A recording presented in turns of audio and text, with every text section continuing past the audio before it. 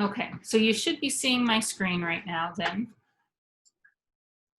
And what you see is the slide deck there. And again, here's the link in case if you don't see it in the chat.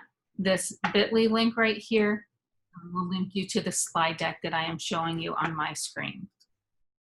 If not, I'll put it in chat again so you can maybe just copy and paste it so you don't have to type it in. So to add it to your drive, if this is your first time in a workshop, to add it to your drive, all you have to do is, if I go over here to a new tab, I'm in the Google Chrome web browser, and I can just paste the link there. Whoops, it's pasting all of it there. And when I paste it there, then I've got the slide deck that I can access later. So for me to access this later, what I will need to do is go up here.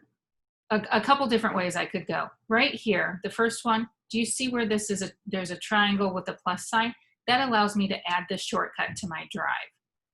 So if I click on that, I can add it to my Google Drive. Think of your Google Drive like a file cabinet. That's where you put everything in that file cabinet. And you might think, you know, your physical file cabinet, is it organized? It may or may not be. Your Google Drive may or may not be organized either. Again, with the Google Drive, it's okay if it's not organized because there's a way that you can just search within your Google Drive. But if you want it to be organized on the front end, what you would do here is just click on this arrow over here and put it in your drive. So if I've got a folder there that I want to already put it in, if I have a workshop folder or whatever it may be, I can. If I don't have the folder there, I can come right here and create a new folder within my drive and organize this slide deck into my drive. So anytime I create a new folder, I give it a name, and then I have to click on the check mark here. Once I click on that, then I can add the shortcut here so that you will have access to this after today's workshop. If you're not using Google Drive, you could,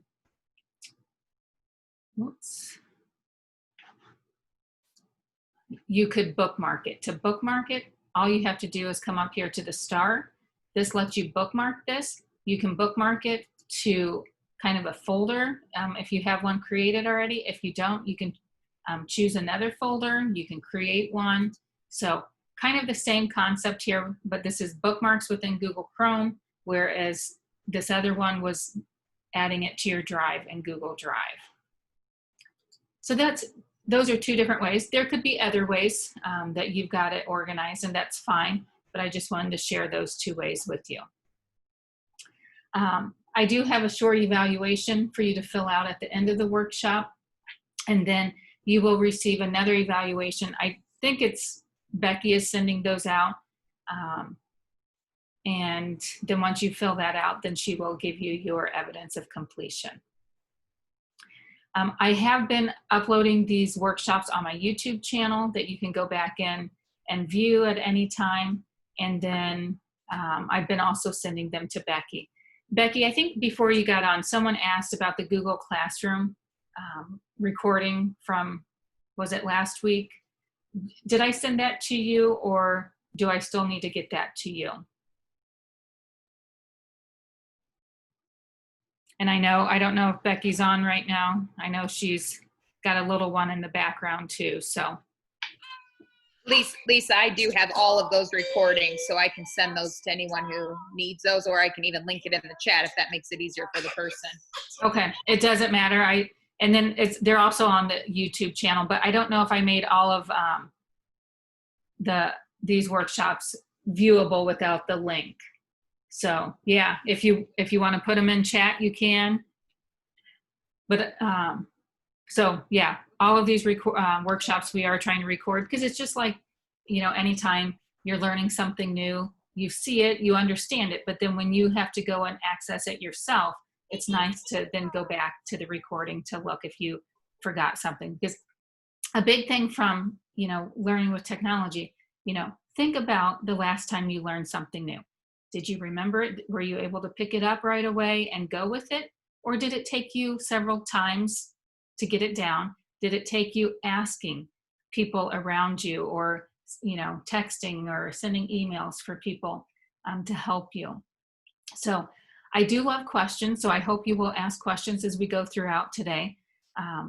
Whether we were in person or virtual, you can ask questions. We've got a smaller group today, so feel free. If you feel comfortable, you can unmute yourself or you can put the question in chat, and we'll get you help. If it's, if I happen to see the question and I know I'm going to get to it, I'll try to make a point of that and let you know. So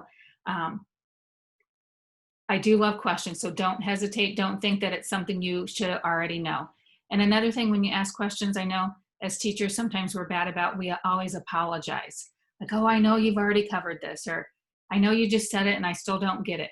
And they might say, oh, I'm sorry. Don't apologize. That's just how we learn. So have patience with yourself and we will have patience with you.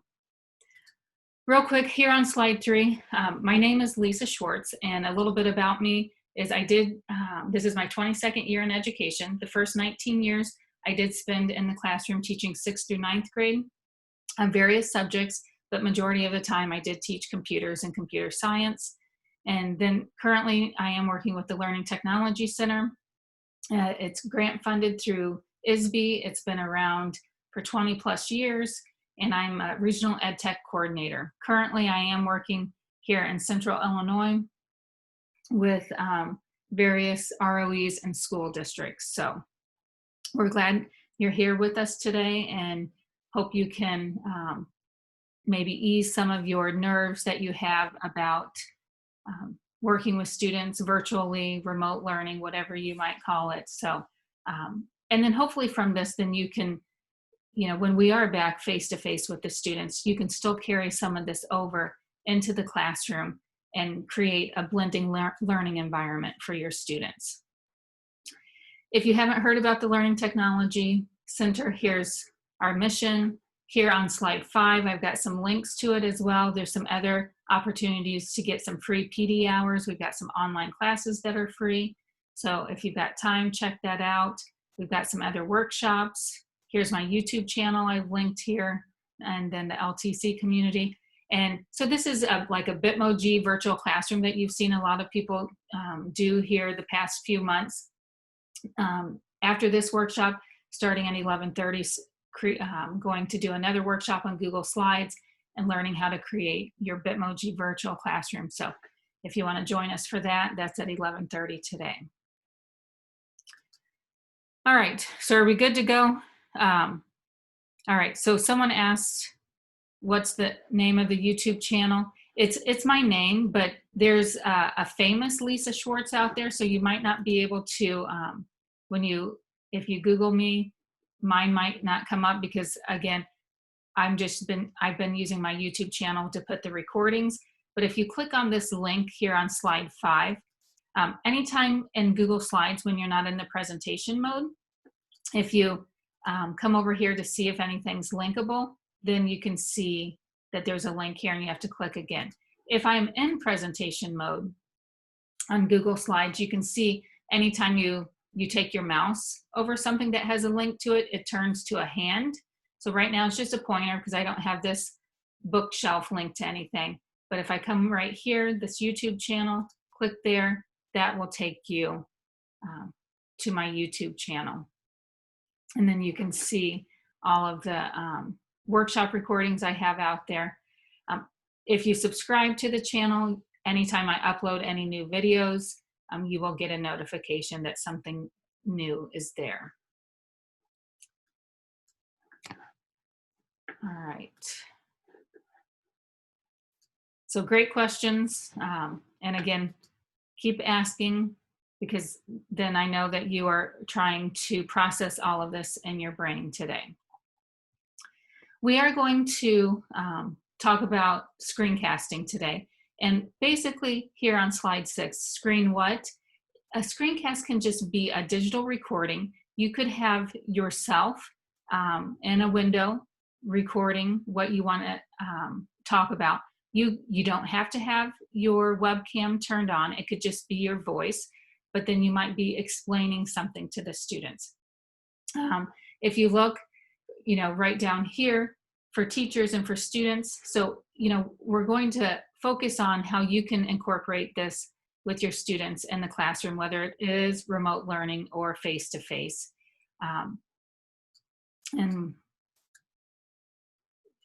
then, like I said earlier, it can even help with blended learning, because again, the kids, and how the human brain works is we process it when we're actually doing it. So they can kind of maybe remember, oh, the teacher said something, but I wasn't actually learning, I was just listening. So the learning will take place when they're actually doing that. Same thing with you and I for the most part. So I am going to give you time to create a screencast today, and we'll walk you through it. So again, you might be nervous here in the beginning, but take some deep breaths. We will help you. And again, I love questions because that lets me know that you are trying to process what we are going over today. So when you do a screencast with the students, could you give directions to something that you want to go over? You could, and then they could have that screencast and replay it how many ever times they need that to hear that, to help them with their assignment. You could show examples with them. You could demonstrate. Same thing with students. They can do the same thing, demonstrate, show what they know. They can reflect on any of their writings, any of their visuals, instead of just, completing a worksheet and seeing, oh, they got 100%. If they do a screencast of a problem, let's say it's a math problem, of them adding fractions, and you can see if they really know how to do that, or if, they had someone else in their home do the work for them. So, the big thing is a question that I get over and over again with remote learning is, how do we know the kids doing the work, that parents or other adults or kids in the household aren't doing the work for them? Well, we have them create screencast, and then we can see that what they know and what they don't know. So that will help with not only with assessments, but again, the cheating, because instead of the kid doing an entire sheet and maybe someone doing it for them, here they're explaining how they did that math problem. Here on slide 7, we are going to use Screencastify, and I think you guys, Becky, if you're still on, did you already push out the Screencastify extension to the teachers? Or yes. I guess anybody could answer that. Yeah, Lisa, so any district employee with the mr238.org, so obviously if they're on their personal account right now, that could potentially not pop up, but on mr238, it should be in your extensions already, and all that means it's a premium account, so your videos don't have a time limit. Okay, perfect. So the school district paid for the subscription for you guys, which is awesome. But if you do use Screencastify on your personal account and you don't have the subscription, that's okay. There's a lot you can still do with the free version. And like Becky said, you don't have a time limit with the paid version. But I will tell you, think about when you go and learn something. And if you do use YouTube and you search for something on YouTube, are you going to look for a video that might be 5 minutes long, 15 minutes, or 25 minutes? Which one will you try first to try to learn the skill or learn how to do something? Probably the shorter video, right? And you might try that first, and then if you don't get what you need, you might go to a different video that might be a little bit longer. Same thing here. So be thinking about, and I'm going to be showing you some examples here too, of what you can do with your students, and chunk it rather than give them a 10-minute long video. Chunk it down to break up the parts to 2 minutes, 5 minutes video, so that they may be more apt to go and play that to learn the skill if they need help. So, really with this is, think about how you learn and what you do. My 13-year-old son, when we first started being at home and remote learning, he was watching YouTube, learning to make some different recipes out there. He doesn't open up a cookbook anymore. How does he learn? Looks on YouTube and says, oh, I want to make this. He made fresh strawberry lemonade. He made He wanted to make a chicken queso dip or buffalo chicken queso dip, something like that. And so told him he needs to write down all of the ingredients and what we need to get at the store, but he just watches the video to learn how to make it. So kind of neat to see, you know, how the younger kids are learning today. And if you think about it, sometimes when I need to learn something new, I go to YouTube and, you know, look it up as well. But going back here to Screencastify, if you click on screencastify.com here, this takes you to the website, screencastify.com. And what's nice about this is once it loads here, well, I'll come back to it. Maybe it's just going slow this morning. It also has some resources there on that page. Here also on this link, this was the response to COVID. Again, in the beginning when we went to remote learning, that how Screencastify jumped up. They had a 497% increase in videos made per day. So again, like I said earlier, yeah, during remote learning, this is nice to have the videos that you're not, you know, always face to face with the students and, you know, showing them things, that they have the videos to come back to later. So right here on this page, this link that I went to, they also have some free e-learning resources for you to look at as well. If I go back, oh, this never loaded. Let's see. We'll try it one more time. There we go. Again, this has some information here that you can learn about. It's got the, you know, some data here. You can see what people have said about it. And then if you keep scrolling, you can learn even more about Screencastify. If you're using this new with students, there's even some videos and things that students have made here that they can learn about Screencastify here as well.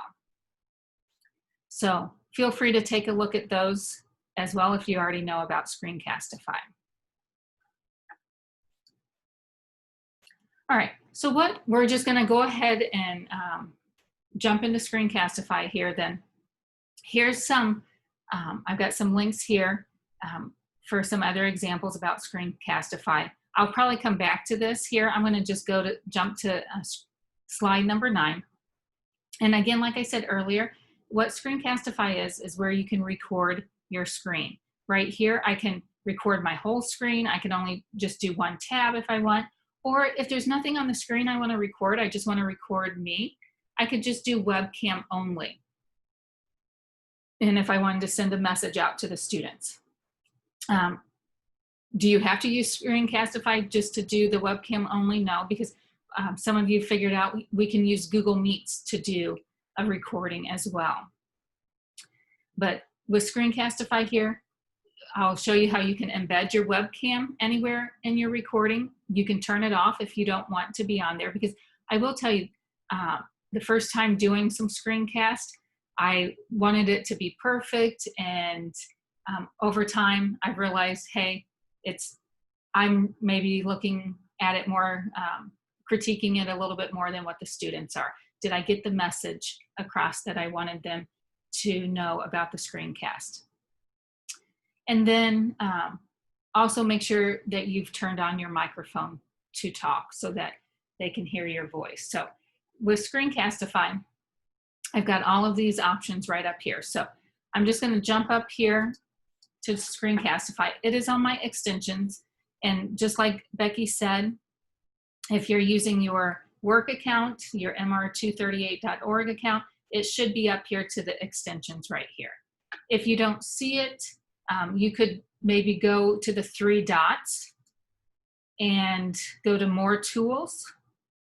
So where did I go? I went to the 3 dots, I went to more tools, and I went down here to extensions. And here, this is where you can remove the extension if you don't want it on there anymore, or you can turn it off. So right here, I've got my Beeline Reader extension turned off, but at any time if I want to turn it on, all I have to do is turn it on there, and then it will show up here on my extension bar. Sometimes I turn off extensions just so that I don't have a lot running in the background. So again, you can go to these three dots and go to more tools and extensions. So I can come down here, find Screencastify, and right here, I can turn it off if I want, turn it back on. So as you can see over time, I've got a lot of extensions here that help me do different things. So I don't want all of those extensions turned on all the time. So that's one way I could do that. So let me close out of that and then come up here to Screencastify. So when I click on Screencastify, it's ready to go. I can start recording by clicking on that icon. And over time, the more you use this, the more you'll remember what these different icons are for. And then right here, this is where I click if I just want my one browser tab recorded. If I want my whole desktop to be able to record, I can do that, or webcam only. You might have to, when you click on this, you might have to let Screencastify, it may ask you to set up your account or give access to your Google Drive if it's your first time going into it. It might also ask that it needs to have access to your microphone and your webcam. At any time, if I want to turn my microphone off, I can. And I can turn off my webcam here as well. So if I just click there, it turns off my webcam. If I click it back on, it's got my webcam on. Now, if you have different cameras, so since I have a monitor here and then my laptop to my left, I've got two different screens, so I have two different cameras. So if I want it to for sure go to a different camera, I can select the camera that I want it to come from. It's coming from the built-in one on my laptop, but if I want it to come from my webcam, I just click on that and it changes. For you, if you're just using, you just have one device there, you probably won't have that option. Then if I click here, show more options, I've got it at a countdown. So when I'm ready to record, I've got it counting down from 3, 2, 1. If I want 5 seconds, 10 seconds, I can change that. And then I also have my drawing tool shown, and I'll show you what that is here in a minute. So again, sometimes when you're learning something new, if I went over everything about this right now, would you remember it? Probably won't.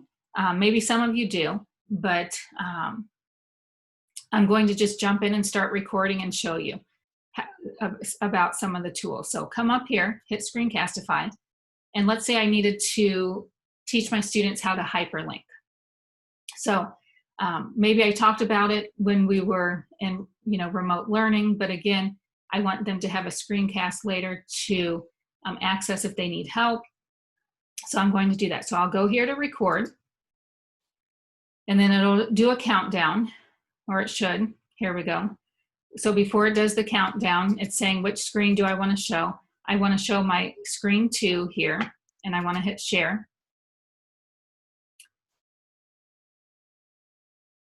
And then let's see, with me having 2 different monitors, this has worked before, but there we go.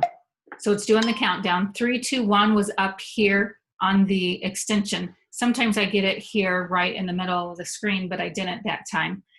I do have my webcam on, but it was over here on my other monitor, but I can move it over here so I can see myself. I can move the webcam anywhere on the screen. If I don't want the webcam on and I'm recording right now, I can turn it off at any time. I can click the X here, or I can come down here. This is my tools. I think this is what I showed you in the beginning, where you could have the option to have them on or off. So here's my webcam. If I don't want that on there, I can just click that, it went away. If I want it back, I can click it and it comes back on. I can click that X. So then if I wanted to talk to the kids about how to hyperlink. So let's say I wanted to hyperlink this out to another web page. What I would do, highlight what I wanted. Right now, do you see how my mouse, when I highlighted it, it brought your attention to it?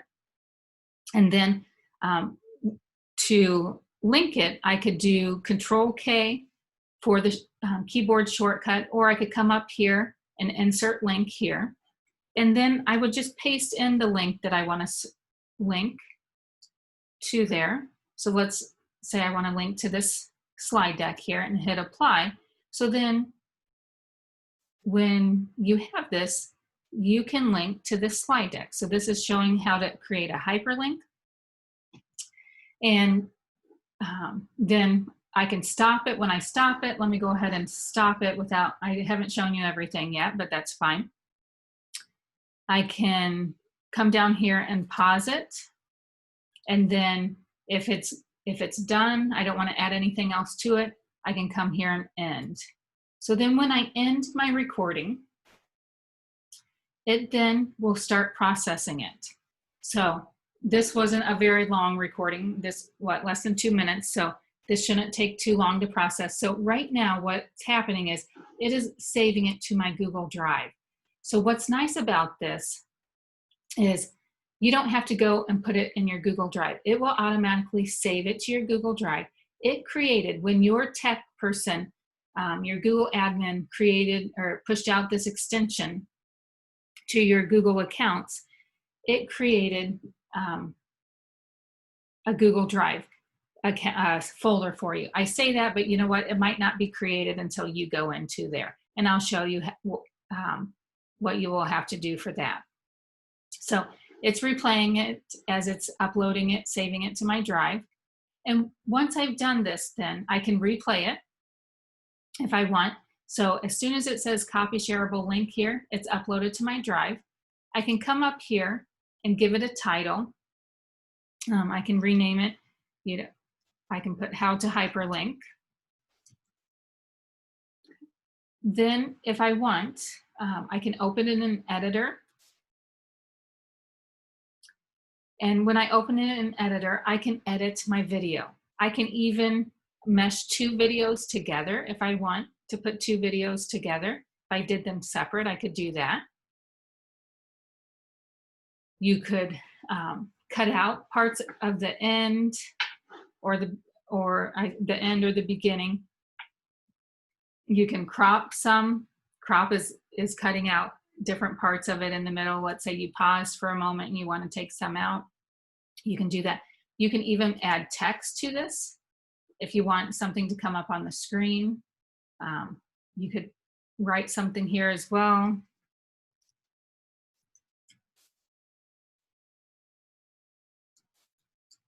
I can, as you can see, I can change the font style if I want, font size. I've got some other formatting tools there. So let's see. And then I can export it if I want. Here, right here, I can add another clip if I would like to. So again, don't panic. I might be overwhelming you right now. It will make more sense than once you get in here and try this. So let's, let me go back to Google Drive and talk about Google Drive here real quick. So on the back end, you saw that it was saving to my Google Drive. If I come over here to my Google Drive and I just go to the home page of my Google Drive, you can see where I've got a Screencastify folder. I didn't create that folder. When I started to use Screencastify, it created on the back end, Google created that for, or Screencastify and Google play nicely together. So they created that. And so when I go to my Screencastify folder, all of my videos are there. So again, it helps with organization. It's just not in my drive. And you can see all of the videos that I have in my Screencastify folder. As you can see, it's a lot. So what I could do, I can even organize my Screencastify folder with certain videos. So if I have videos that cover math videos, I can start putting them in a folder. So how do you create a new folder within the Screencastify folder? You can right click here and just create new folder. And if I've got, if I want to name a folder tech tips and create, then what I can do, I can just drag and drop what I can move different folders or different recordings to the folder. And then it'll just go to there. And then I can go to my math videos folder, see all of the videos I have on math. Do you have to? No, you don't have to. You can just keep it like it does. It just puts them all in your Google Drive folder like that. So that's fine, because you can also search your drive up here for certain videos if you want to search it that way. So that's Google Drive. If I want to share this out, let's say I want to share this link out to my students in Google Classroom, I can hit copy shareable link, and it's copied. I can share it out wherever I want. If I look right here, I've got some more options. So with this video, do I want it, people who have the link to the video can view it, so I make it unlisted. Do I want to make it public, everyone at mr238.org to be able to see it? Do I want to make it private so that I'm the only one who can see it right now? Make it public, or make it unlisted for anyone with the link. So again, you've got these different choices here. It explains right underneath each one of what each shareable link will do. So look at that, see. Again, I can click here, view in my drive, just like I did. I went over to my drive. I don't have to go to a separate tab. I can just view it in my drive right here, and it can put it in a new tab right there. I just always I always have my Google Drive open, and I pin it because I refer back to it many times throughout the day. Then up here, I hit the copy shareable link.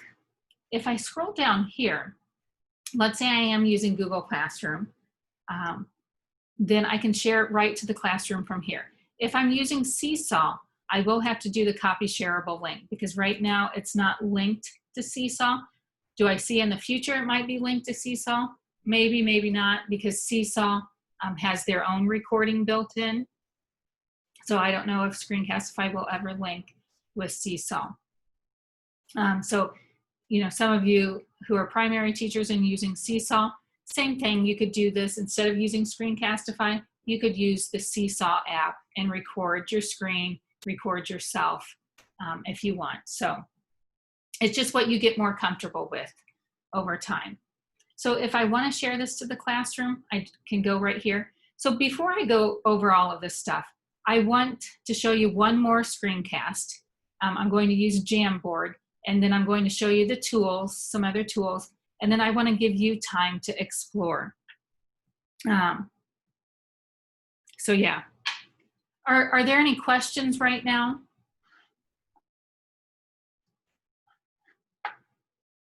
Guys doing okay out there? Okay, perfect, thank you. So let me show you one more screencast here. And so as you can see, I've got a couple tabs open. If I want, I can just close them, because I can always go back to it and open it back up. So if I go back here to my slide deck, and let me go back up. Oh, no, okay, let me go to a new tab, and I'm going to open up Jamboard. Jamboard's another app that you have available. If you don't see it over here in your apps, you can always type it in up here in the URL, or in the Omnibox, you can type in the URL jamboard.google.com. And that will take me to Jamboard. So this and the G Suite apps for education, you do also have this app available. And what this is a whiteboard. As you can see, I've got a few here that I've got a whiteboard with math problems. Here's a whiteboard you can put sticky notes on and organize. We collaborated with a team meeting on it. Again, another math problem. And then here is another example that people put sticky notes. You can even do a screen capture, put that on the Jamboard. So to create a new Jamboard, all I have to do is hit this plus sign, and you will get a new Jamboard. So again, you know, if you want to see if your students are understanding a concept, we'll stick with those fractions. We could have the students do a problem on the Jamboard here, and then at the same time do a screencast explaining how to solve this problem. So for example, with Jamboard here, I've got this pen here. If a student needed to solve 2 fourths plus 1/4. Here, as you can see, I'm just writing it. If the student was, going to choose a problem from their paper and explain how they solved it, they can put it here on Jamboard, and then they can come up here to Screencastify and then record themselves explaining this to you. So again, they could just do one browser tab because they're not going to be switching back and forth to different tabs. If they were, then they would want to do desktop. And then when they're ready, go ahead and hit record. It's going to do the countdown. It's got the webcam there. And then they can start explaining. So, how to solve 2 fourths plus 1/4. Say that I know to add the numerators. The numerators in this problem is the 2 plus the 1, so that's a 3. And then I draw a line to separate my numerator from my denominator, and the denominator just stays the same, so it's 4. And so my answer is 3/4. I know I can't reduce it, and so 3/4 is my final answer. And then when they're done, they can just go ahead and hit pause. They can end the recording if they're ready to. But as they are doing the screencast, we've got some of these different options over here. On this toolbar, if they made a mistake, they can click on this eraser and they can just erase what they want here on the Jamboard. They've got a pen. If they want to change the color of the pen, they can change it to whatever color they want. The mouse pointer. So earlier you saw my mouse pointer. I had the focus mouse. So no, I don't think I had the focus mouse earlier with you guys. But if they wanted to focus in on something, they could use the focus mouse pointer. They also have, you can hide the cursor when not moved, and then you can have it highlight click. So if you click somewhere, it highlights it to bring their attention to it. If I need to restart the recording, I can go ahead and restart it and start talking. I've also got the eraser up here, so I can erase up here. If I need to, if I messed up and said, oh no, it's not 3, it should be 2, whatever it may be. Again, I've got the, I can select with that. I've got a sticky note. So here's, you saw some of my other Jamboards. I could put a sticky note. I can change the color of it. I can type in my sticky note. I can even put images in, and then I can even have a laser. So as they're talking, if they already solved this ahead of time and they're, explaining how they did it and how they got their answer, they could use their laser to walk you through it as well. And then when they're done, then they can just hit stop recording and then it will upload. And then how do they get this to you? Again, they can copy the link from the student side of it and push it back out into Google Classroom for the assignment that they completed for you. So as the teacher then, if I wanted to, okay, it's already done uploading.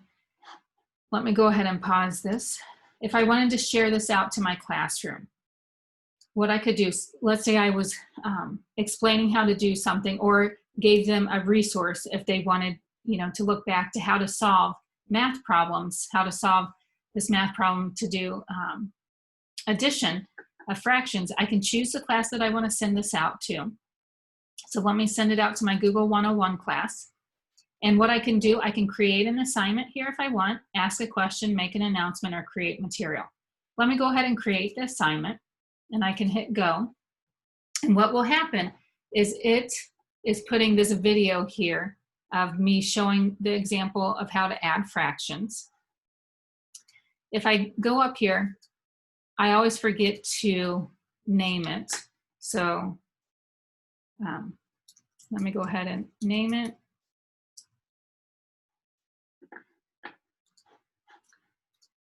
And then let me see if it refreshes and it pulls up the new name here. Oh, it's making me go back here. Okay, so there we go, fraction addition. And then I need to give it a name here. And again, I can, let's say this is the fraction addition assignment. If there's instructions here, I can put other instructions here. And then with this video, do I want the students to view the file, edit the file, or make a copy for each student? With the video, I just want them to view. If I come over here, I've got it going to my Google 101 class. It says to all students, I'm going to just pick so that all of these people who aren't in the class today, they're not getting all of this pushed out to them in Google Classroom. I'll just send it to 2 students. I'll make it worth 10 points, give them a due date. And then if I want to put this under a topic, I can put it under a topic. And then, instructions, maybe if it's to add, create their own screencast. Or I could even have the directions in another document that I shared with them. And then if I want, I can go ahead and hit assign right now, or click on that arrow. I can schedule it. I can save it as a draft. So right now I'm just going to save it as a draft because it's not completed. If I want, I can go ahead and view my draft. So what's nice about this is I didn't have to go to a new tab and open up my Google Classroom. It syncs on the back end. Screencastify syncs with Google Classroom. So you can see it's not on my stream because I didn't push it out yet. I'll go to my classwork and it should be in my math topic because that's where I put it. And it's just as a draft. It hasn't been pushed out. I can see it's kind of grayed out here. If I click on the 3 dots, I can go and edit it.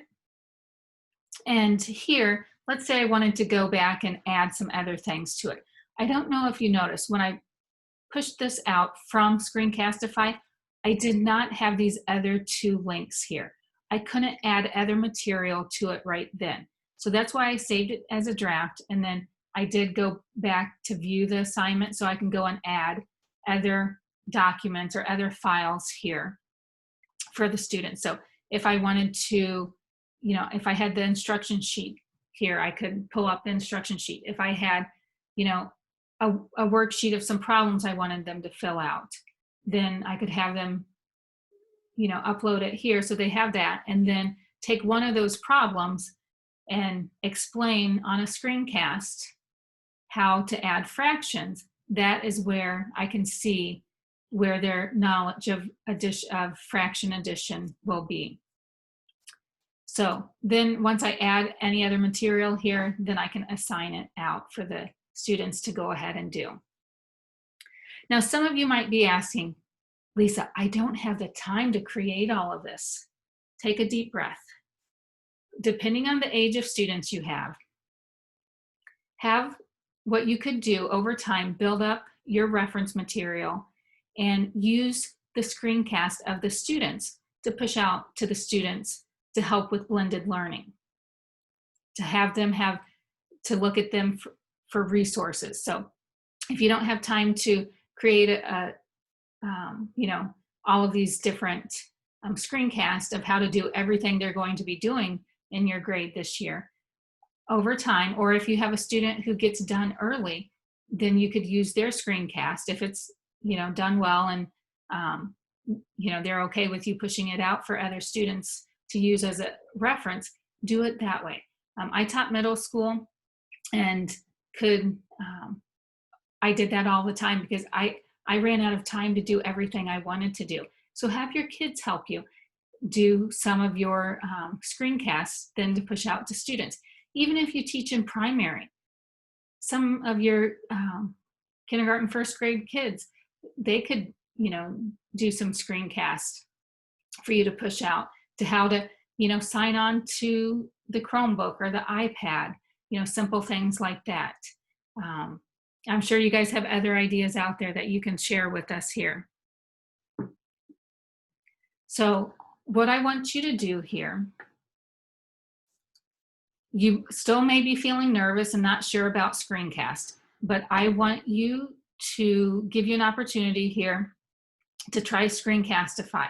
If you go back here, you're still kind of uneasy about it. Look at some examples here if you want to.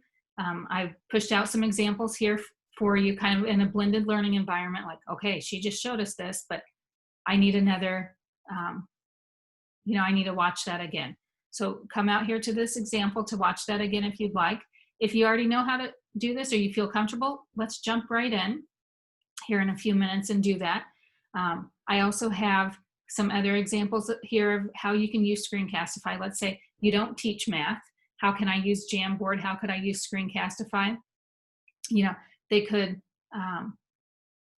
just record their voice if they wanted to, or they could type on their Jamboard to talk about it. Do you have to use Jamboard to do Screencastify? No, because you saw me earlier do a Screencastify or do a screencast of creating a hyperlink. So you could do a screencast of the slide deck of, talking about it. I just want you to give you some time to play around with it. Because again, think about how you learn and how you might want these recordings to be perfect. Your kids will do the same thing. I know, working with one teacher and her students, this assignment of the screencast took a lot longer than they expected. Why? Because students would take 5-6 takes on doing their screencast. So if you feel comfortable, go ahead and get started. If you don't, I do want to take your questions, so unmute yourself. What did I forget to talk to you about? What are you unsure about?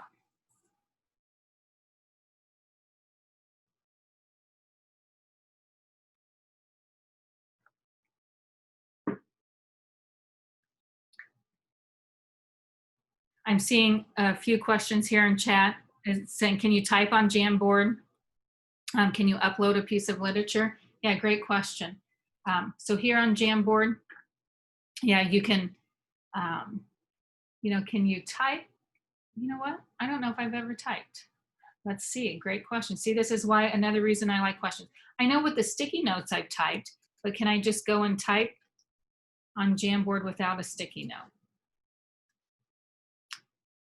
I don't know.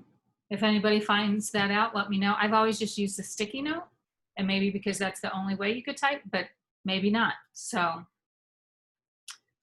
there I've got a sticky note. I can move it around the page. I've got the 3 dots there. I can go back in and edit it, duplicate, or delete. So yeah, feel free to unmute or put in chat if you can figure out another way to type on Jamboard. Another thing with Jamboard, right here, I've got, this says 1 of 1. I can choose 2 pages in the same one if I want. So I would need, if I,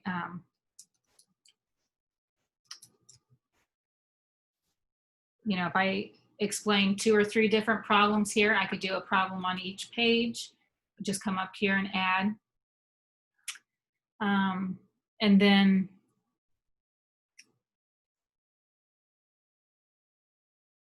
so another question, are there benefits to using Jamboard versus a Google Slide or a collaborative assignment? Not necessarily. Again, they have all of these tools out there. Sometimes it can be overwhelming. You use what you feel comfortable with.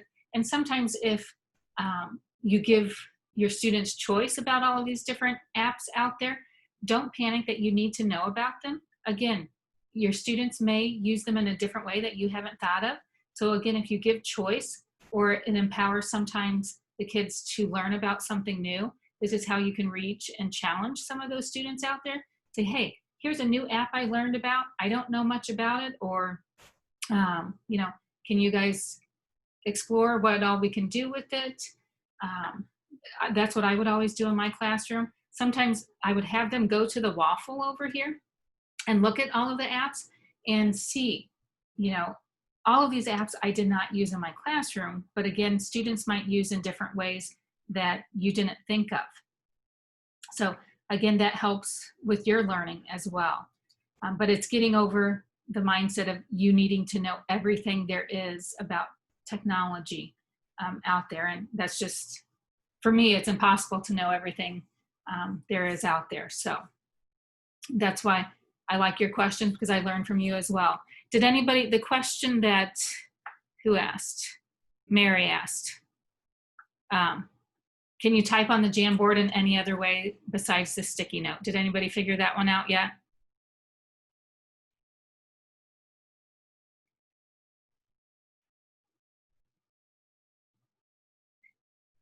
Okay, well, if anybody figures out a way, let us know. We can maybe even Google it and find out as well. So Leanne put in chat that she used Castify with Smart Notebook. Leanne, if you feel comfortable unmuting and maybe talk to us about what your kids thought of that. So I just used the free version because that's what I had. I actually had my 13-year-old show me how to do it because I had never used Screencastify before. Okay. Which she was a great teacher. Perfect. But I could pull up, because I had all of my notes already in Google Drive, and that way I could pull everything up that I already had, and I could still write on there and do my notes essentially the way that I would do them in my classroom. And the kids still got what they were seeing before from me. I got really good feedback from my students because they liked that. They said it's still like being in class because they were used to how that presentation went. Okay. That way we're not reinventing what we're doing, and they're still seeing what they've seen before. Yeah. That's what I liked about it. So I just used my desktop. I never used the browser tab. I didn't use the webcam because I don't want to see me, because I am going to go back and look at it and think, I look ridiculous. I don't like the way I look today. You know, I didn't overthink it then. I could just record it directly from there, upload it in, and have it right there. Perfect. And so did it get easier the more you did it? Yes, definitely. Yeah, but were you kind of nervous in the beginning, learning something new and Yeah. Okay. Oh, go ahead, sorry. I did use the webcam a couple of times just so that kids could actually, like, there was one hands-on assignment that I did, and I did have it turn around and do the webcam at one point so the kids could see that too. Just to kind of give it a little bit of a change. That was a little nerve-wracking too. It is hard, but I think it's worth it for them to have that interaction and to see us, especially when they can't see us when they're doing the virtual learning. Yeah. Well, Leanne, thanks for sharing that. And I liked how you said it does get easier, and you were nervous in the beginning. And who knows, you might find this year, if we do have remote learning, that you are turning your webcam on more than you didn't. But I remember my first screencast, I probably redid at least 10 times, if not more, because I thought, oh, it needed to be just right. Now I've been using it here for a couple years, and sometimes I just put it out there, even though if I have mistakes. So they won't remember that. And hopefully then over time, you know, the students are watching you, you're modeling how you're doing it. So if they see that you're always perfect, then they will think that they have to always be perfect, that it's okay to make mistakes and not worrying about going back and editing it, because that does take even more time.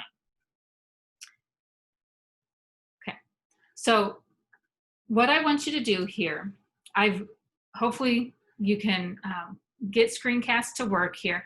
I think I shared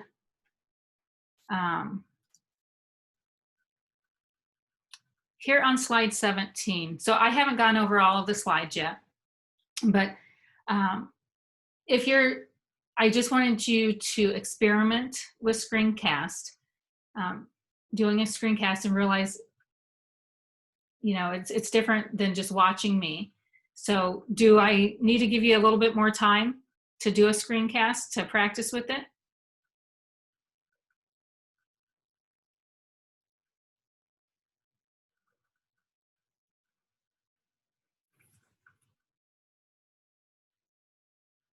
And if not, we can come back to that and we can play around with it some more here. What I've got here, because as you can see, doing virtual learning is, I don't get to hear your voices. I don't get to necessarily, people don't feel comfortable unmuting themselves or might not feel comfortable putting a question in chat. So what you're going to have to do, and it sounds like during remote learning here that you were forced to do last year, that you learned what worked for you. And the biggest thing teachers were saying is the participation among students. Even what I found with remote learning with teachers, I have to have some kind of collaborative piece out there so I can kind of get a feel of what people are doing or understanding. So on slide 17, I have this collaborative doc here that we are going to work on today. And again, I put it on Google Doc. We could use a slide deck and everyone have their own slide. And we're going to learn how to take a selfie. We're going to fill out a row. I didn't assign you numbers, so when you go to slide 17 and click on this document, just pick a row that no one else is on. So where was this at again? Here on slide 17. I've got this collaborative Google Doc here that you can access. Right now, when you access that, you guys are all coming up anonymous animals. So right now, Wendy, I hope you're okay with me talking about you. Wendy's on row 2. She's the anonymous rhino. How did I know that? Because as she's typing here, it's showing her as an anonymous rhino. When you share this out with your students within mr238.org, your Google domain, you will see their name. They won't come in as anonymous animals because you will be sharing this with them through Google Classroom, through their Google accounts. But since I shared this link with you through the slide deck, and the slide deck I shared with you as a bit.ly link, I didn't share it out to your Google account. That's why you guys all come up as anonymous animals. Google assigns anonymous animals to you. You don't get to pick. You just get to see it when you're collaborating and someone else can see it. So Laura's the anonymous sheep. I didn't see, let's see, what Sarah was here or what Lorna was as well. Oh, Lorna's the squirrel.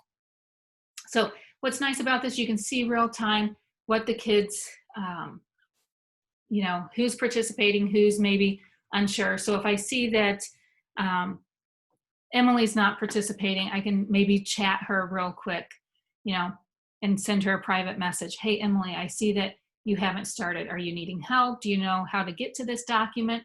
So then you can have still some of that real life conversation going that we're used to in the classroom. But this, for me personally, when I'm in a workshop, is so much better because as you saw, when I'm sometimes asking questions, I don't get feedback because, people aren't unmuting themselves or, putting it in chat. This kind of shows me, hey, where everyone is standing with this assignment. Does it all have to be done right now live?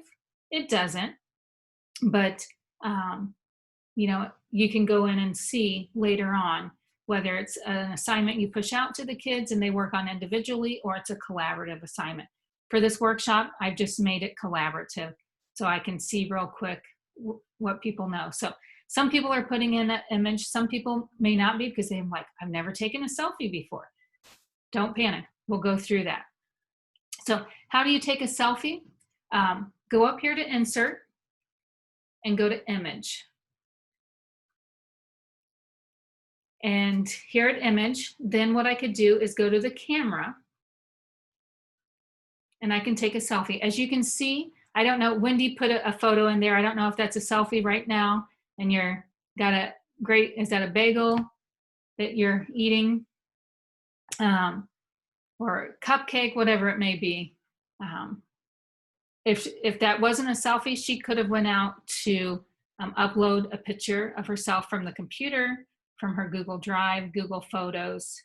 But if not, let's talk about selfie. So go to the camera and then make sure your camera is enabled. And so it's pulling from the my camera from the computer. So then I can look at the camera at the computer. When I'm ready, then I can just click on the camera. It took this picture. If I like that picture, then I can insert it. If I don't like it, I can cancel it and take another picture. So let's just say insert it. And wherever my mouse was, it inserted there. I'll say, oops, I don't want it there. I can cut it and paste it, or I can delete it, whatever it may be. But wherever your mouse is where the picture is going to be inserted. But it's easy that you can delete it or cut and copy or cut and paste. Okay, so then as you can see, I have directions here. I didn't go through all of the directions there. Some of you may have read the directions, some of you may not. You might have just looked at examples of what other people put there and know, oh, that's what you're supposed to put there. So again, with, whether it's in face-to-face or, remote learning, that if you can have the directions multiple places, some kids will see it in other places that you didn't think of. So sometimes teachers put it in the Google Classroom instruction part. That's optional. Does that mean I have to retype everything? No, what I could do, I could go ahead and highlight this, copy it, go out to my instructions, and then just paste it there, and my instructions are there. So again, this isn't supposed to make more work for you.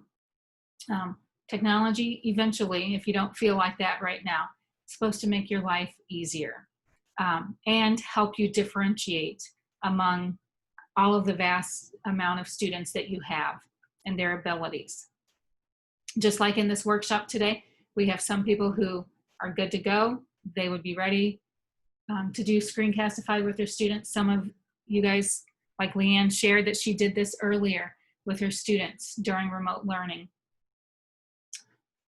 So again, just like you've got in the classroom multiple ability levels, we have multiple ability levels here today.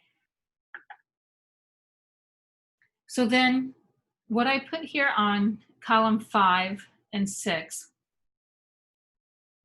is for you to add how you might use Screencastify in the classroom. Don't panic if you're not for sure yet. I want to go over some more ideas. And then what you could do is link your Screencastify video in here to share with others. So what I did the how to hyperlink. I shared that here. So if some of you like, oh, she showed us how to hyperlink, but I forgot how she did that. Don't panic. That's why I've got the screencast here. So you can click on that screencast and look how to hyperlink in a Google, whether it's a Google Doc or Google Slides. It is the same way to highlight and then insert the link. Okay, so work on that. As you're working on that, I'll be quiet for a few minutes and see if there's any questions.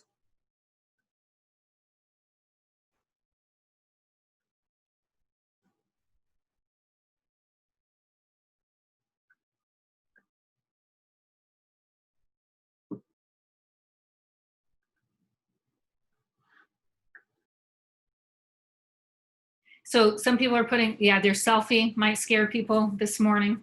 Again, don't panic. You can upload another image if you want. It's just the reason I do selfies because, again, we're getting used to using the camera and taking pictures of ourselves. So that's why I put the selfie in there.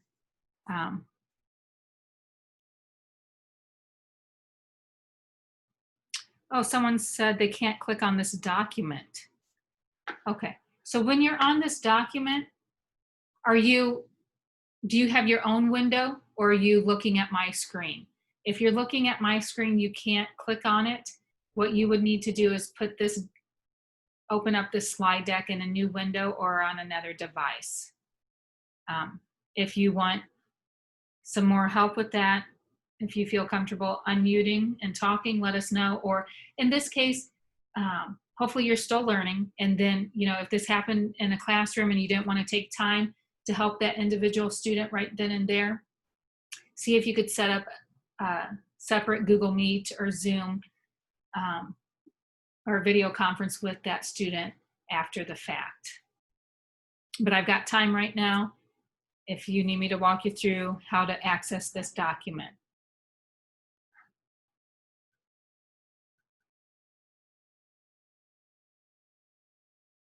Oh, so Wendy said that is a pancake. So you're making me hungry here. So with whipped cream, with, okay, Ready Whip on it. Okay.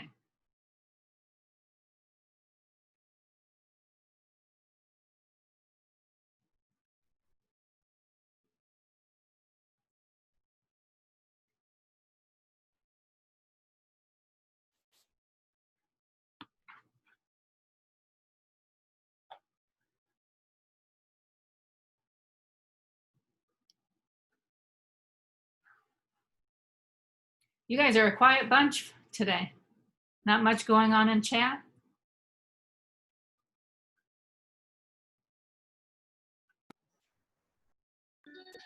If anyone needs background noise, my 1-year-old will definitely bring it. So just let me know.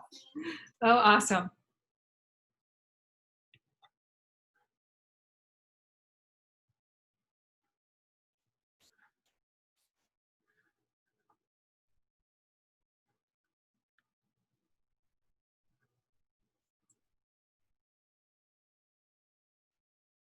All right, the selfies are rolling in. Awesome. Or the pictures, that's fine if you put a picture. All right, so you might be thinking of some other Screencastify ideas. What else should I put here? I'm going to go ahead and jump back to the slide deck and still talk a little bit more about Screencastify as well. If here on slide 11, I did show you how Screencastify and Google Classroom work together.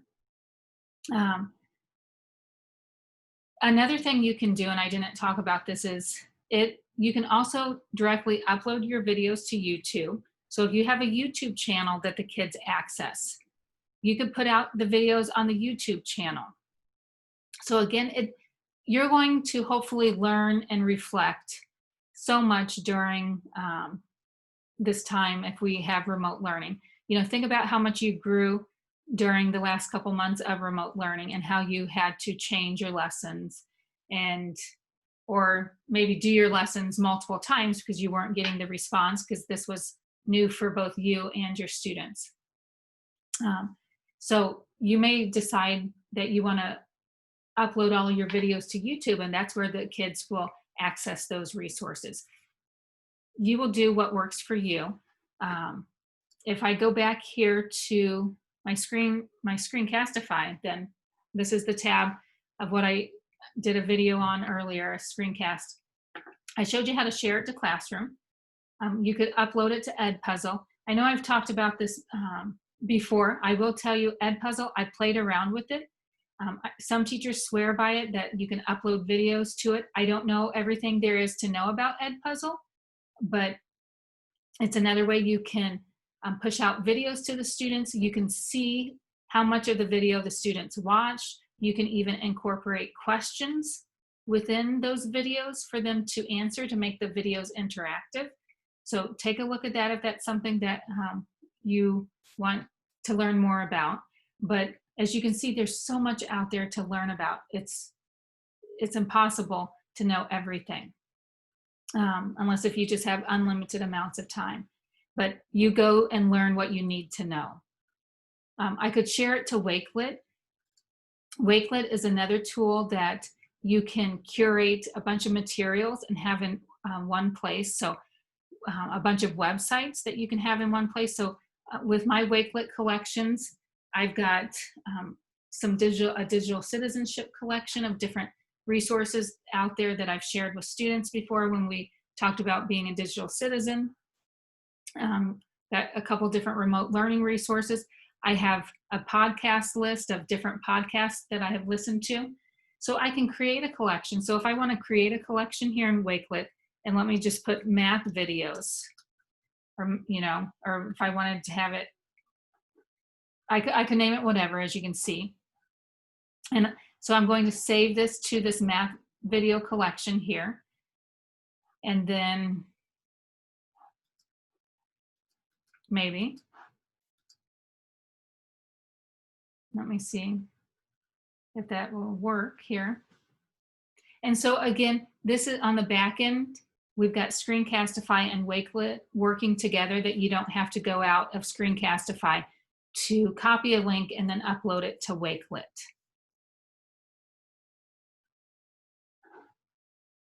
And it seems like it's taking forever this morning. So while that's waiting, I can go to Wakelet here and show you. If I go outside of it. So I'm just going into Wakelet.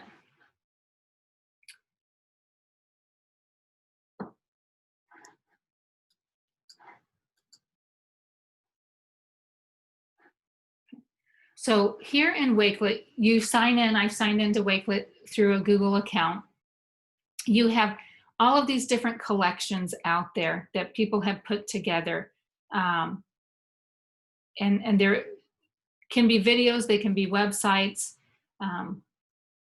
any information that they want to share, you can create a collection on. So here's a collection that was created by this person. I can follow that person so I can see all of the collections they have. I can even, if they set it up with their collections, I can even share the collection if they've set it up that you can share their collection. And you can copy it out and share it if you want to share it out with your students. If I go over here to home, this is where I can create a new collection. So again, when I was in Screencastify, I didn't have to come out here to a new tab to Wakelet. It should be working, and it usually doesn't take this long. Let me refresh and see what's going on. Sometimes it can get hung up, and that, as you can see, here I was in Screencastify, and I can add this to a collection. Let me just add it to digital citizenship, save to collection, and then I can see my collection from there, but it's added to the digital citizenship collection.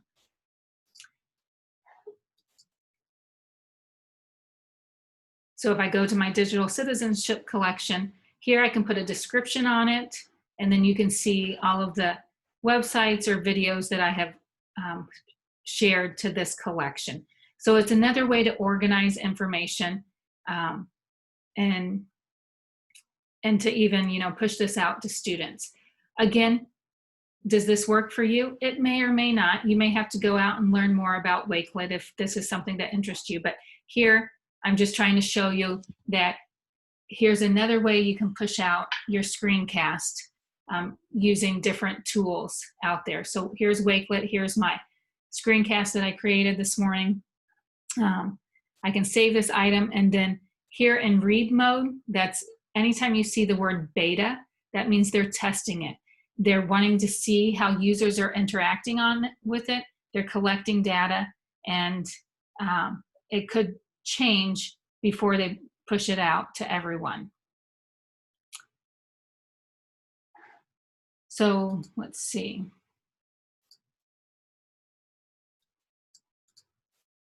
So that was share to Wakelet. Again, some of you may be overwhelmed me talking about some of these different apps out there. I'm just trying to share with you what's in here within Screencastify.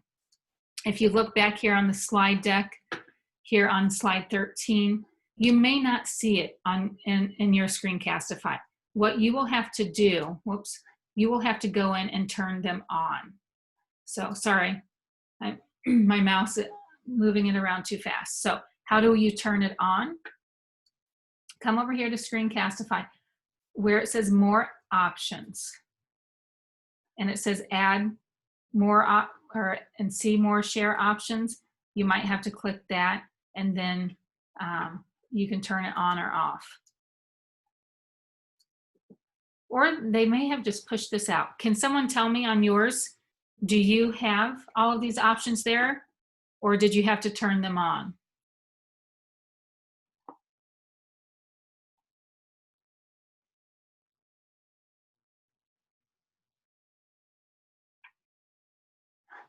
I have all of those options when I use it, and I haven't turned any of them on. Okay, So they've changed this since last week, that they just pushed it out to everyone. You don't have to turn them on. Perfect. So that's one thing with technology too, that on the back end, they can change it out at any time as well. So you can, if you wanted to publish it to YouTube, you could do it there. You could even share it on Remind if you use Remind.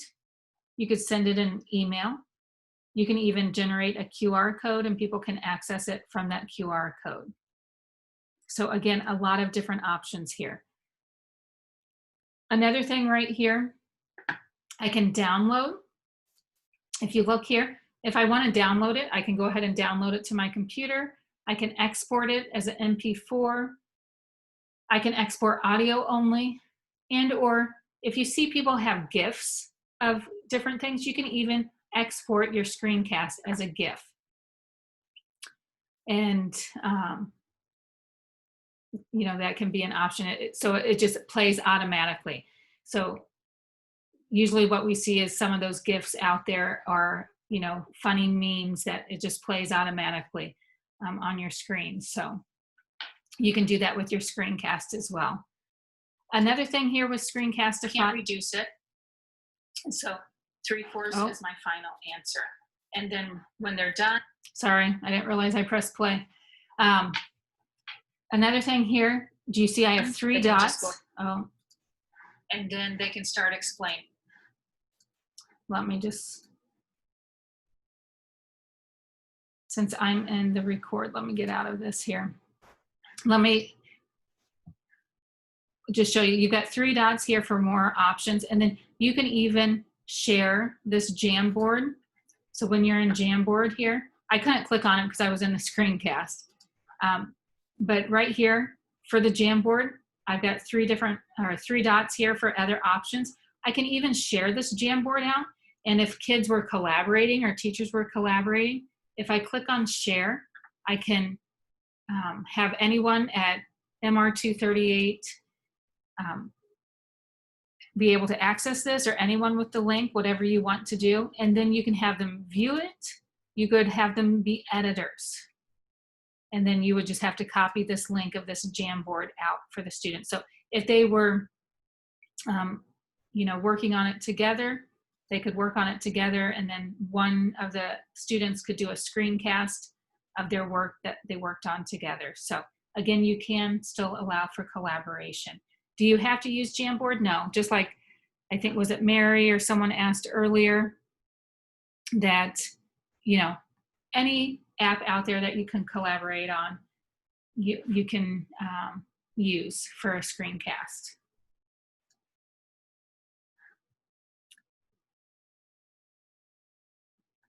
Okay. So if you're still wondering here and want to learn more about Screencastify after today, I've got a lot of different resources out there that you can learn about. And a lot of these resources are out there on the web. Some of them are from the Screencastify website. There is even, I'm going to bring your attention to this Master the Screencast Junior. This is for students. So again, this is, you know, the students are learning to, you know, do recordings of themselves. They can do this course. It's a free 10-minute certification course that they can learn about. You don't have to create this. So again, technology has, what I have seen over the past few years is that there's so much free stuff out there that it's overwhelming. Before you go to, you know, if you use Boom cards or Teachers Pay Teachers and you pay money for something, my suggestion, Google it, see if you can find resources out there that are free. If you're not for sure, email me. I can see if what I know that you could use for free as well. But here's a perfect example. You could send this link to the kids through Google Classroom or Seesaw, and they could start this course. You don't have to create anything. You don't have to go about teaching them Screencast. This will go and walk them through how to do Screencastify. So you've got this available. Same thing for you. If you want to let me see, if you go to For School and Courses. So I went to the For School and then Courses. You can become a master of the screencast. You've got, it says the link's about 60 minutes. How it is, they've got videos and it says getting started. Here's 4 videos, it's a total of 16 minutes. So once you go through all of this, then you will get, you will be a master screencast. You'll get a little certification or certificate of completion for master the screencast. So that might give you some other ideas from today. If I go back to courses, you can also become a Screencastified certified genius. Again, this is all free, and this is going to this link to even learn more to help you on your journey, whether it's remote learning, blended learning. Here's another resource. Here's the resource for the students to learn about Screencastify and learning about digital citizenship as well. Another thing here, resources. I have some of this linked in my slide deck as well. If that course and watching videos isn't your thing, it's fine. There's a beginner's guide to Screencastify. So read the guide. Again, here's the courses, what I just showed you of Master the Screencast. Then here is 50 ways to use Screencastify in the classroom. It's a free download. And I think I had that linked in my presentation as well. Oh, maybe I didn't have this one. Maybe I had this one, 25 ways to use Screencastify with Google Apps. So you'll notice with technology, there's multiple ways to get to the same thing. There's multiple ways to do the same thing. Again, that could drive some people nuts, but it allows for differentiation because our brains all work differently. So if you want to take a look at this 25 ways to use Screencastify with Google Apps, it'll download, I think, as a PDF. And some people will want to print this. If you print it, you won't have the links live. So if you want, you can download it, save it to your Google Drive. You could save it from your Google Drive from here as well. A quick way to save this to your Google Drive right from the PDF file. If you go to print, now we're not going to print this, but let me just show you. Anytime you go to print, and let me know if your district has this set up, what comes up on your screen. And I go to hit the print icon again. It may or may not let me send it to a printer. Some districts have it turned off, the printers, because with using more technology, we're not seeing the need to print things anymore. So with the Chromebooks, again, districts might turn off the printing option. But what you can do right from the printing option is save it to your Google Drive. So that will save you a few steps so that you don't have to download it. You could just go to the print icon and save it to your Google Drive, and it will save to your Google Drive.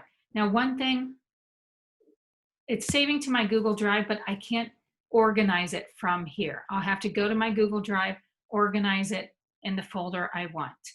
Do I have to organize it? No, you don't. So don't panic if your brain doesn't think that way. So then if I'm ready to save it to my Google Drive, I hit save.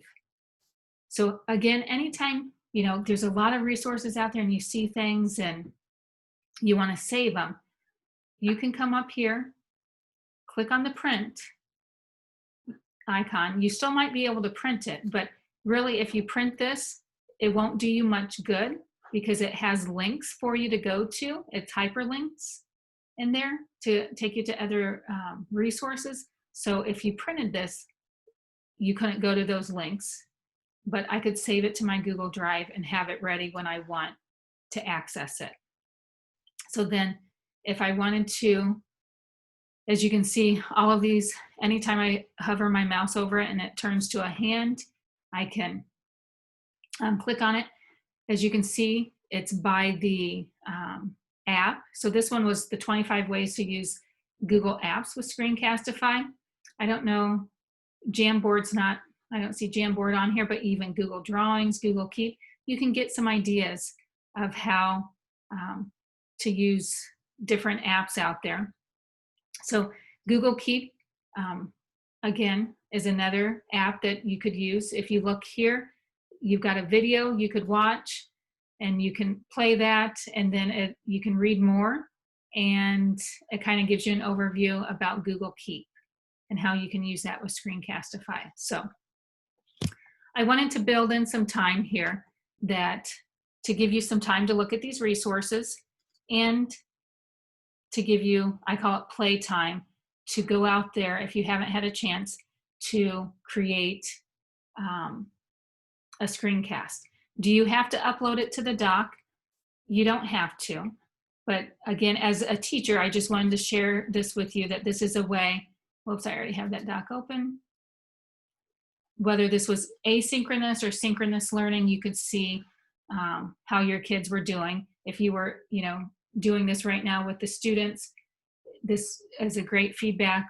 If you're doing it synchronously, that you could see where everyone was and could see, oh, someone, oh, Emily doesn't have anything up here. So I might need to reach out to Emily to see if she needs some help.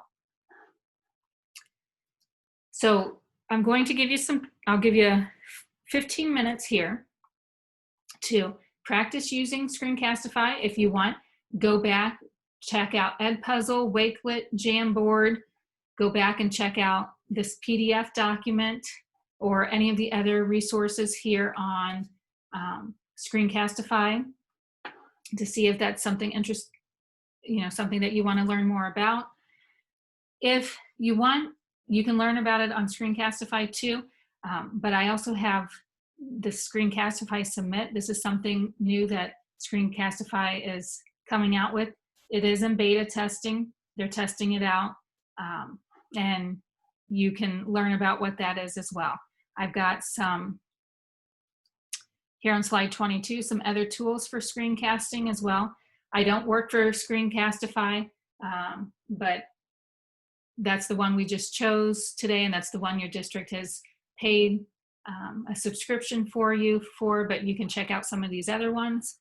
And then here on slide 23, I put down some other video resources that maybe you could incorporate as well. So you've got a lot. I know 15 minutes isn't a lot of time, but I'll be quiet, give you a chance to go through that and take a screencast if you want. Maybe finish filling out this doc if you haven't already done so. And then feel free to unmute if you have questions or put it in chat.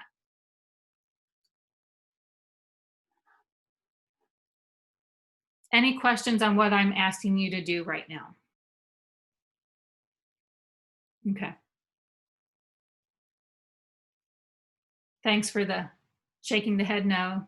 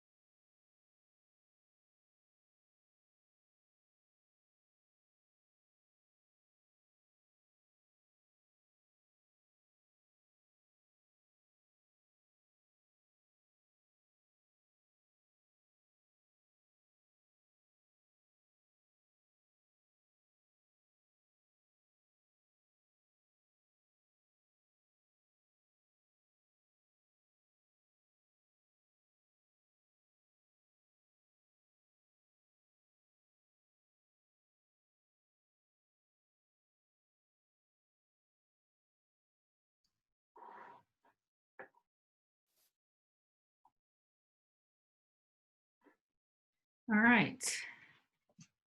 As you can see, those 15 minutes hopefully went super fast for you, and that you realize there's so much out there to learn that will hopefully help you on your journey with your students here. Hopefully, though, that it gave you a chance to practice using the screencast and realize that you will learn so much more as you use it more. But what was nice about this is it did give people a chance to practice it. It gave people a chance to talk back and forth and chat. As you can see, some of you figured out you can message people privately, and you can, get help that way. But it also would give the students a chance to, get live help, not only from the teacher, but other students. And then I want to point out, well, first off, what questions did you have from it? Was this,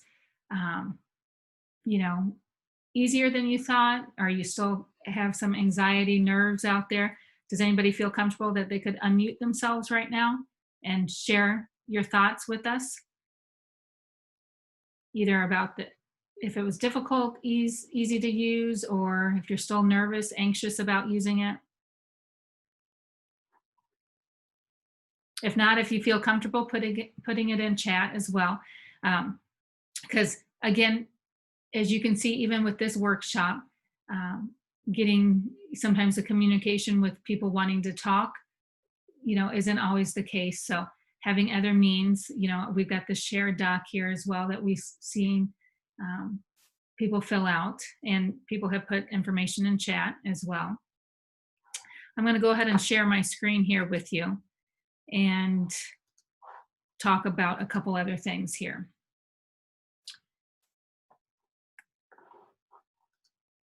So here up on my screen, I loved how Wendy put in her idea box. She's just looking for ideas of what how she could use it in her role as a counselor. Thank you for putting that there. And then I loved how Jessica saw that comment, and then she put a comment over here. So again, this is a perfect example of, students learning from each other, teachers, educators learning from each other, and not just always the presenter. So Jessica put a comment here. So to put a comment, what Jessica did, she just highlighted the word, or Jessica, are you still with us? Would you like to explain how you added that comment there? Yeah, so I just clicked and put my cursor after the word counselor. And then I think it just automatically highlights like the closest word. And then I went up to the top of the screen where the little comment is by share. Okay, right there. So there's multiple ways to do it. So you went here, perfect. I think is where I went. Hold on. Yep. And then when I click on that, it asks if I want to add a comment or go to notifications. So I just click add comment and then type it and click. There's like a blue comment once you've typed. Sorry, my 6-year-old is singing with her headphones on. So if you can hear that. That's fine. Perfect. And thank you for juggling all of this as well. I didn't mean to put you on the spot, but you're fine. And so thank you, Jessica. So this is where you can then add the comment. And this is where Jessica responded to Wendy's comment. So she went up here to the comment, but I don't know if you guys also saw when you clicked on it, once you put your cursor, whether you highlight it or you put your cursor there,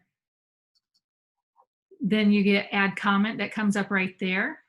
So that's another way. You could also come up here to the toolbar here. You can add comment there. And then right here, always in parentheses, is the shortcut keys.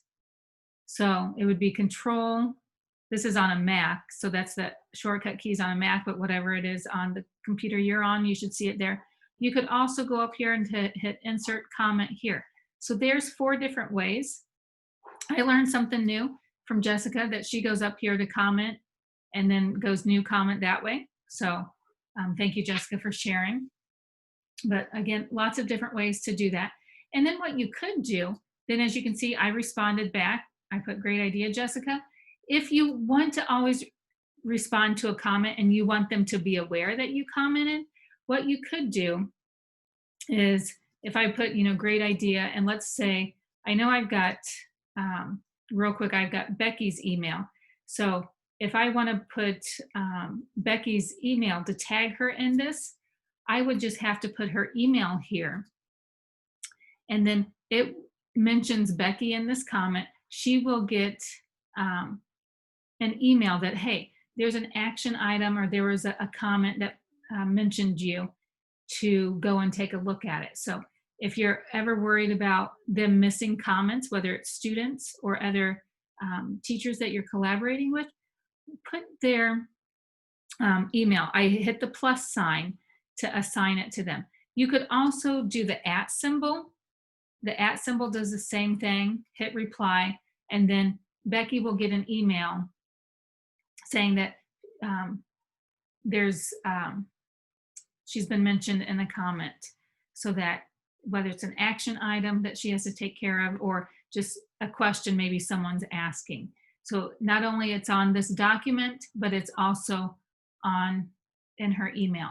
This has to be a document that's shared with them. If not, it'll come up and ask, do you want to share it with that person for them to access this? So, and that's another way to make sure that they see it, because that's one thing what teachers have said is they'll put comments on on kids' papers, and the kids won't necessarily see it. So make sure you add their email address here.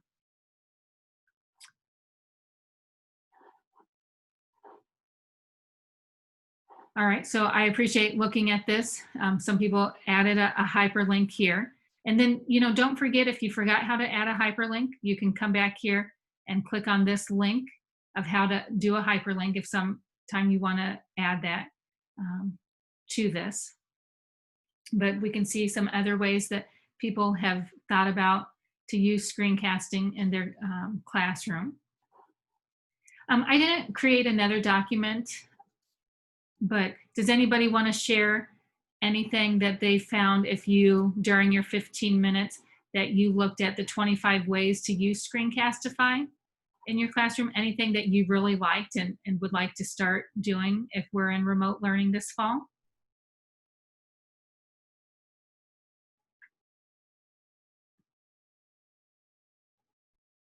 If not, that's fine. There's a lot out there. And again, during a virtual workshop, I found if I have you guys work on a collaborative piece, it's much better than getting sometimes people to talk. So you'll learn, just like with how you learn the last 2.5 months with remote learning, of what worked and what didn't, and how to get kids to participate. So again, you've got all of these resources here, more than enough. Again, I don't mean to overwhelm you all out there to learn about Screencastify, but hopefully this gave you a little bit better idea of how to use it, and gave you some ideas as well. So here on slide 24, I've got this quote by Maya Angelou that I did then what I knew how to do. Now that I do better, or now that I know better, I do better. And hopefully you will keep learning and changing your technique with your students, whether we're remote learning, face-to-face, or a blended type learning here this school year. So here on slide 25, I've got a short evaluation. Again, if you could fill that out, give us some feedback. I do share this with the staff, the administration at Monmouth Roseville, so then they can help drive their PD opportunities for you guys. So pros and cons, that's fine. Put it out there. Hopefully we met your needs for this training today. So Becky, I also, if you're still with us, I also saw that you mentioned camming. Do you? Yeah, so, and this is something too, just to let the other buildings that I didn't mention in my message, Harding and Central, the principals had spoken to some of the staff who said that they have a lot of PDF documents through one of their reading curriculum series. And so they really wanted Cami because it allows students to edit PDFs, annotate, all that. And so we did get licensed for those buildings. So high school and junior high and Lincoln staff, if you're on here, I know there's a free version of it too, I think that Lisa mentioned. But we did go ahead and get the premium version for those buildings. And like I said, we just did it because it worked well with Screencastify and just some of our basically book series curriculums that we have. Okay, perfect, Becky. And like Becky said, there's a free version and a paid version. If there's no other questions about Screencastify, if people want to stay on for 3 minutes here, I can show them Screencast or Cami. But if there's more questions for Screencastify or comments, feel free to ask real quick and I can answer those. If not, do you want me to show? I know we had talked that I could talk about Cami, and maybe even in the next workshop, the Google Slides one, I could talk about Cami as well. But if you're done with Screencastify, you can leave at any time if you don't have any questions or comments. If not, I can also then talk about Cami here. Does anybody want me to talk about Cami? Maybe no one wants me. Yeah, you do? Okay. All right. Again, thank you. That teacher and me, I like that interaction, but again, we don't always have that same interaction with remote learning here. So what Cami is, I've opened this with Cami. I turned on Cami on my extensions. And so then what I can do is I can come over here and create a text box and just double click over here. So this is a family contract for digital citizenship. So then what I could do is I can type in the name, agree to the above contract here.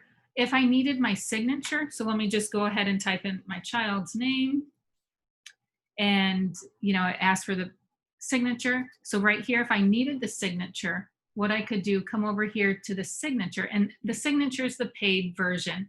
I can share out some information of what's free and what's paid, or you could Google it as well. But here I can come over here, grab my signature, and I can insert it wherever I want. And I've got my signature there. So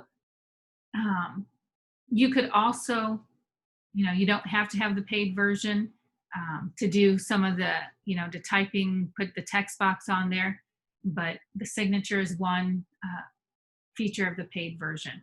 So basically it lets you manipulate on top of a PDF to write things. And then once you're done with this, you can come up here and hit download. And then when you download it, you can download it with no annotations, but if you've made changes to it, you want to put annotations on it. And then you can download it to your computer or to your Google Drive. So again, if I want to put it in my Google Drive, and then I can, share it back to them in Google Classroom, wherever it is, I'll go ahead and click Google Drive, begin export, and then it's right there. It is in my Google Drive then. So I can open Google Drive from here, and then I can see where it's at. So again, it's just kind of taking time to play around with all of the different features you have. Again, if you have the free version or the paid version, there's some different features that, that you have available to you. I can go and mark up and highlight stuff as I'm reading it. What am I doing wrong? Let's see, markup. So if I need to highlight this, I can highlight, I can choose the color. I can strike through things if I don't need this any longer. I can just strike through that. It just puts a line through that. So again, it's just playing around with these different options over here. Right now, this is the premium version. You can kind of get a feel when you sign up. If you get the free version, I think they give you the premium version for a set amount of days for free. You can decline that if you want to just see what you've got with the free version. And then this extension would have to be pushed out to the kids' Google accounts as well.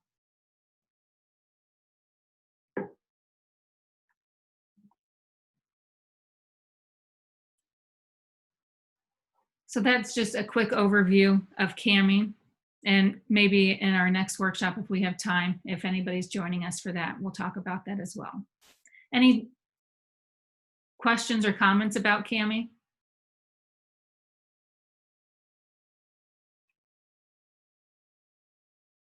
Lorna asked, okay, what does flat annotations mean? Where is that at? Where do you, Lorna, do you mind telling me where you see that at? Or did Jessica answer it?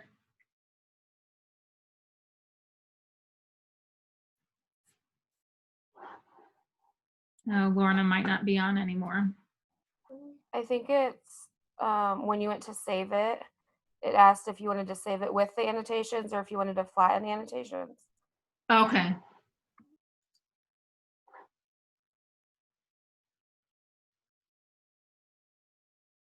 Thanks, Jessica. Was it right here? And Lorna, I see you're still on. My apologies.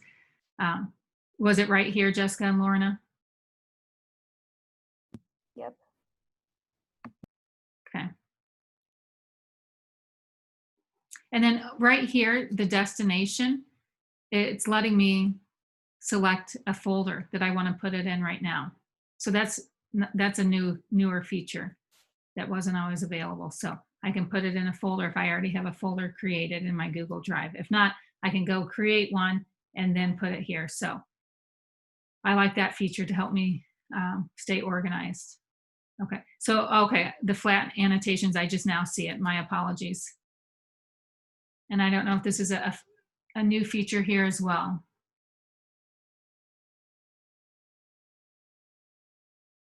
So flat annotations apply to annotations made with the comment tool.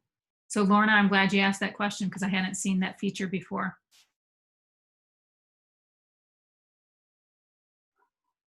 Perfect.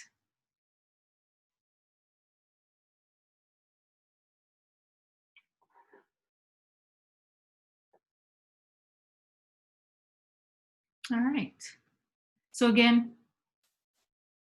you'll learn as you go here, but here's something else that you have available to you, whether it's the free version or the paid version. Any other general questions, comments? Any of you joining us back here in a few minutes for the Google Slides workshop? I'll be at that workshop. Okay, perfect. I will be there also, but I have a dislocated rib and I'm going to get it fixed at noon. So Okay. I'm going to kind of bounce in and out. That's fine. And I will have it do the recording. I'll go ahead and stop the recording now.